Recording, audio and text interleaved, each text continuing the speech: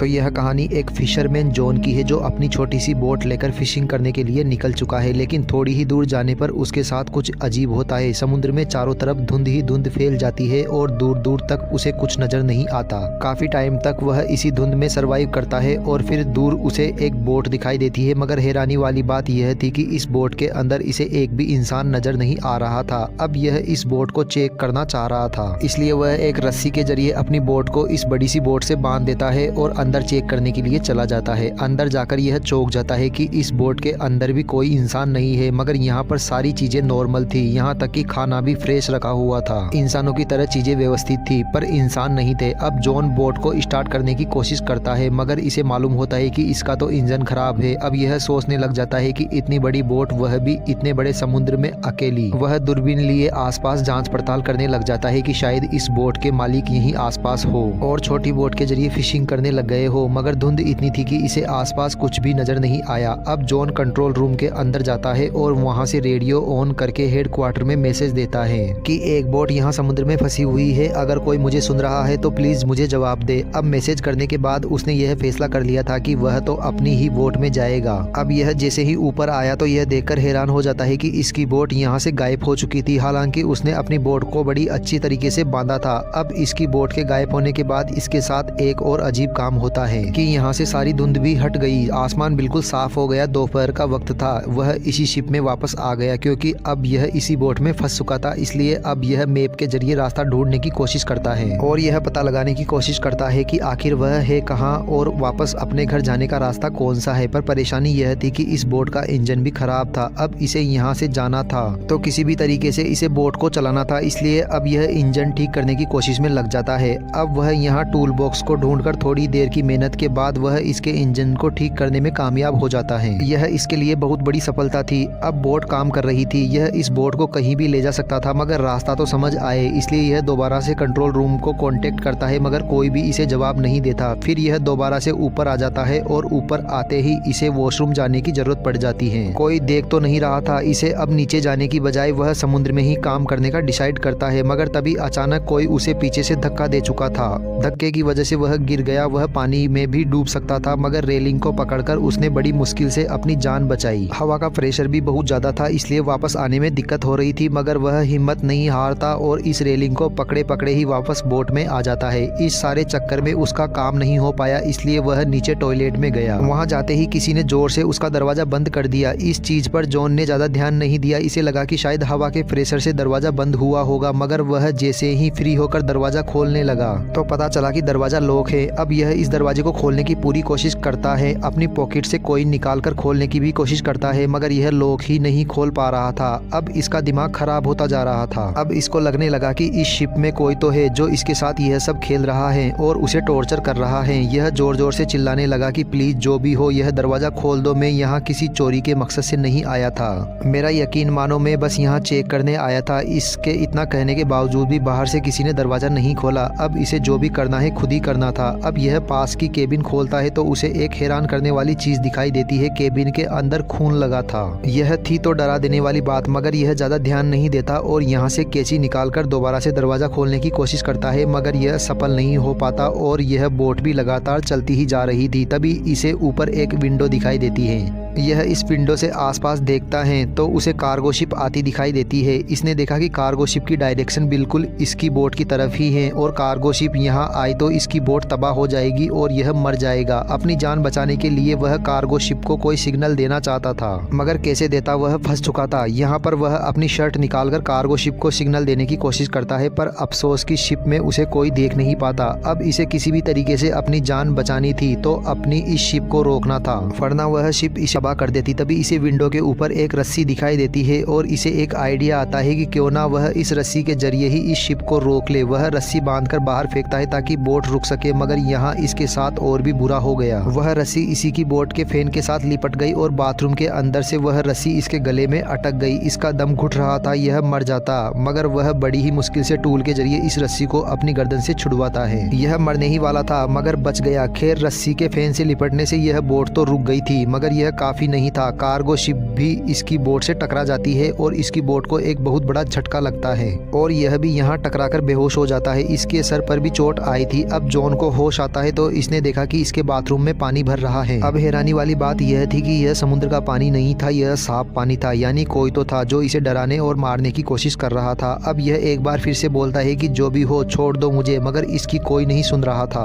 अब इसको भूख और प्यास भी लगी थी और इसकी ताकत भी कम हो रही थी। यह पानी पीने के लिए शावर यूज करता है, मगर देखता है कि पानी खत्म हो चुका है। अब यह फर्श का पानी पीने लगता है तो यह जान चुका था कि यह खारा पानी है, समुद्र का पानी है। और अब यह समझ जाता है कि अब इसकी बोट के अंदर कोई सुराग हो गया है जिससे समुद्र का पानी बोट के अंदर आ रहा है और अब यह बोट जल्दी ही डूब जाएगी। यह दोबारा से कोशिश करता है दरवाजा खोलने की, मगर ऐसा लग रहा था कि किसी ने दरवाजा बाहर से बंद किया हुआ है। अब रात हो जाती है और बोट के ऊपर का सीन दिखाया जाता है, जिससे यह पता चलता है कि इस बोट को कोई तो चला रहा था जो अदृश्य है, नजर नहीं आ रहा है। जरूर कोई वह ऐसा क्रिएचर या घोस्ट है। अब पानी भी बहुत ज्यादा अंदर आ गया था और फिर इसी सदमे में जॉन को नींद भी आ गई थी। अब समुद्र में तूफान आ गया और तूफान की वजह से बोट का भी बहुत नुकसान हुआ और जॉन को भी बहुत चोट आई। अब जब इसकी आंख खुली तो पानी का लेवल इतना बढ़ चुका था कि बस इसका चेहरा ही बाहर था। अब तो यह भी हार चुका था कि वह थोड़ी देर में मर जाएगा, मगर तभी उसे एक क्लिक की आवाज आई और इसने जैसे ही हैंडल घुमाया तो दरवाजा खुल चुका था। पानी के प्रेशर की वजह से दरवाजा टूटकर बाहर की तरफ गिर जाता है और ऐसे जॉन यहाँ से बाहर आ जाता है। सबसे पहले यह बोट के ऊपर जाता है और ताजी सांस लेता है। अब यह जान चुका था कि यहाँ पर जो कोई भी है इसे टॉर्चर करना चाह रहा है और इससे ज्यादा टॉर्चर यह बर्दाश्त नहीं कर सकता। और साथ में नीचे बोट में पानी भी भर रहा था। यह जानता था कि यह बोट कभी भी डूब सकती थी, इसलिए यह फैसला करता है कि अब यह यहाँ रहेगा नहीं। इसलिए इसके दिमाग में एक आइडिया आता है। वह नीचे से एयर बैग लेता है और जो अभी बाथरूम का दरवाजा टूटा था वह लेकर उन सारी चीजों को आपस में बांधकर अपने लिए एक छोटी सी नाव बनाता है ताकि वह इनके जरिए यहाँ से भाग सके। मगर कुछ और चीजें भी तो जरूरी थी। वह इस नाव को चलाता कैसे, बाकी सारी चीजें का इंतजाम वह इसी बड़ी बोट से करता है। यहाँ तक कि खाने पीने की चीजें भी वहीं से लेता है और फिर इस बोट से उतर जाता है और आखिरकार वह अपनी छोटी बोट को चप्पू से चलाते चलाते बहुत ही मेहनत से धीरे धीरे आगे जा रहा था और यह बड़ी बोट इसके सामने ही खड़ी थी। घंटों गुजर जाते हैं और वह भी ज्यादा सफर तय नहीं कर पाता और यह देखता है कि वह बड़ी बोट भी ऐसे की ऐसे ही खड़ी थी जो इसे लग रहा था कि यह 5 से 10 मिनट में डूब जाएगी और अगर वह अब तक भी नहीं डूबी तो इसका मतलब था कि अब वह कभी भी नहीं डूबेगी। यही सोचते हुए इसके दिमाग में एक आइडिया आता है कि क्यों ना जाकर इस बड़ी बोट के लीकेज सिस्टम को ठीक कर दूं। ऐसे में मैं भी बड़े आराम से इस बोट में सफर कर पाऊंगा। अब यह सबसे पहले बोट में बोट के लीकेज को ठीक करता है और एक पंप बनाता है जिसकी मदद से यह बोट में भरा हुआ पानी वापस से समुद्र में निकाल रहा था। लीकेज ठीक करने और पानी निकालने के बाद इस बोट में जितनी भी प्रॉब्लम थी वह सब इसने ठीक कर दी और इस बोट को बाहर से भी रिपेयर कर दिया ताकि सफर में आगे कोई परेशानी ना हो। यह सब करने के बाद वह फिर से दोबारा से रेडियो की मदद से मदद बुलाने की कोशिश करता है, मगर इस बार भी इसे कोई जवाब नहीं आता तो यह दुखी होकर फिर से बोट के ऊपर जा बैठता है। अब यह बोट से मैप लेकर दोबारा से रास्ता ढूंढने की कोशिश करता है और इस बोट को चलाता है, लेकिन एक बार फिर से यह बोट इसे धोखा दे देती है। यह चल ही नहीं रही थी, यह बिल्कुल जाम हो गई थी। अब यह बिल्कुल तंग आ चुका था और टेंशन में आ जाता है। इतने में ही इसे दूर एक और शिप आती दिखाई देती है। अब यह जल्दी से अपने ही द्वारा बनाई हुई छोटी सी बोट पर जाकर उस बड़ी शिप पर जाने का फैसला करता है। अब यह जैसे ही अपनी छोटी बोट लेकर इस पर जाने की कोशिश करता है तो वह बोट खुद ब खुद चलने लग जाती है और इतनी तेजी से इसका पीछा कर रही थी तो इसे लग रहा था कि यह इसे कुचलकर मार ही देगी।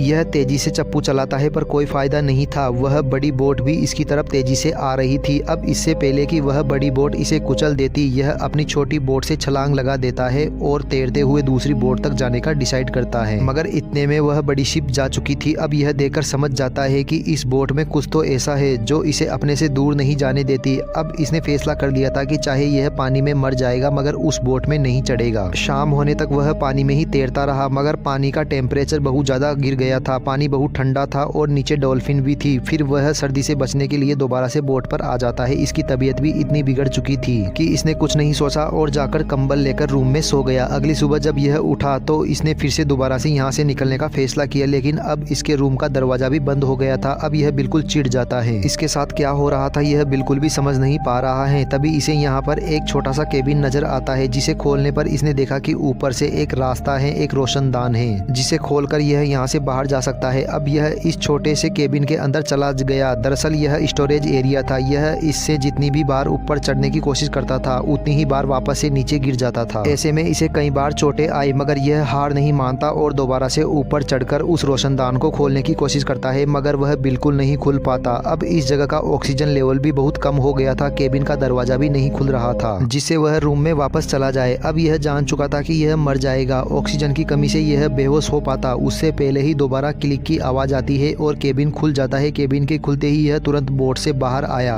बाहर इसने देखा कि यह बोट एक छोटे से आइलैंड पर आ रही थी और यह देखकर इसे वापस से हिम्मत आने लगी। इसे लगा कि चलो भूतिया बोट से तो जान छूटेगी। अब बोट जैसे ही आइलैंड के किनारे पर पहुंचती है तो जॉन भी तुरंत इस बोट से उतर जाता है। इसे लग रहा था कि इसी आइलैंड पर कोई इंसान है जो इस बोट को कंट्रोल कर रहा था और इसे टॉर्चर कर रहा था। पास में पड़ा इसने एक रोड भी उठा लिया उस आदमी को मजा चखाने के लिए, मगर जैसे जैसे इसने इस आइलैंड को एक्सप्लोर किया तो यह हैरान हो गया कि इस आइलैंड पर तो इंसानों का नामो निशान ही नहीं है। एक बार फिर से यह परेशान होकर जब इस आइलैंड से बाहर निकला तो एक नए नज़ारे ने इसे परेशान कर दिया। जो बोट इसे यहाँ लेकर आई थी वह इसी के सामने दोबारा से चल रही थी, जैसे कि कोई उसे अपना दूसरा शिकारी ढूंढने जा रही हो और ऐसा लग रहा था कि जैसे इस आइलैंड पर शिकारी भूत रहते हों।